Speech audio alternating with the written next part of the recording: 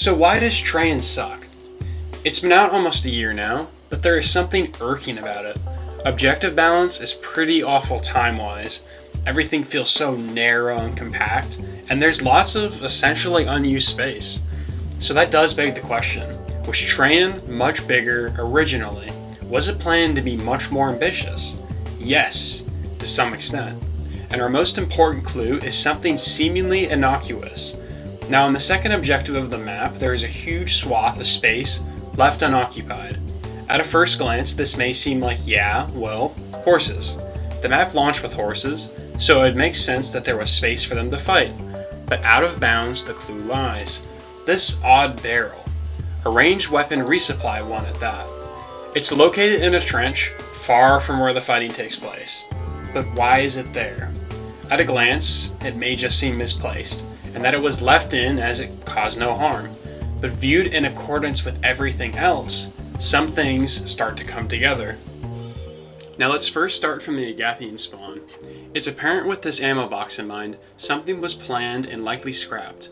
Perhaps you pushed a massive siege tower like the many destroyed ones scattered about, like on Rudhelm. Maybe there would have been another path with a ram that would destroy part of the wall, and it would have resembled Lion Spire. Something interesting to point out is that in the opening cinematic, Malric is actually way to the left, overlooking an area that is completely inaccessible, walking away from where we spawn. There is even a few destructible mantlets still left over. The destroyed siege tower may have been added as a set piece to occupy space when they decided to scrap the plan. With all this in mind, it makes sense why Trayan's bridge is so small and thus congested. It was initially planned that the entire 64 players would not be on it, so they designed it to be much smaller than that of Lion Spires or Fallmires. Continuing on from the outside, we can move past the gates. Lots of the city is inaccessible, and the tiny areas, i.e. small rooms and houses, are dead ends with nothing of note inside them. They seem mostly there for show, but we can't really know. My theory is that given the odd 10 minutes flat, there may have been another objective to the left of the map and the oddly large cutout portion, maybe having something to do with the trebuchets. It may have been something along the lines of disabling them or capturing some sort of battlement. At the very least, I'm confident there were more angles of attack that were scrapped in favor of an essentially straight line to the end we ended up getting. Take a look at the church, for example. If we look behind it, there is this blocked off portion you may have been able to go through, maybe even leading from the previous scrapped objective. It would have had you actually using the small ramp on the side of the church, and there may have been some actual fighting in there, rather than it being something you can essentially ignore. Looking to the right in game, this area isn't really underutilized. It may have been closed off and originally a spawn, but it likely wasn't much different from what we got.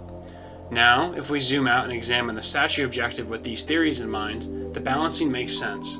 There's 3 choke points getting onto the objective, but really only one on the corner is used because of the single spawn area. It's also very easy to defend because of the engineers being able to wall off sections. In this alternative version, because of what was previously open and with the spawns in mind, defense still would have had a pretty good shot at winning, but with the flanking routes actually having people coming through them, attack would have had a much easier time. Now we make it to the final objective, and this is the real mystery. Did Trayan have a throne room that was scrapped completely? It's very likely. What may have happened is that we destroyed the door like on Galencourt's church and charged in.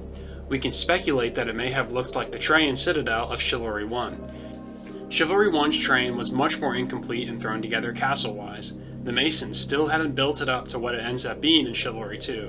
What matters to us, though, is the throne room, which was playable in the first game. Lavish and really well done. Given how much more developed Trayan is in Chivalry 2, it may have looked truly amazing. Having Argon burst in and fighting with Malric, a cool spectacle to finish the game off with. Sadly, we can't really know exactly what they were planning with the map.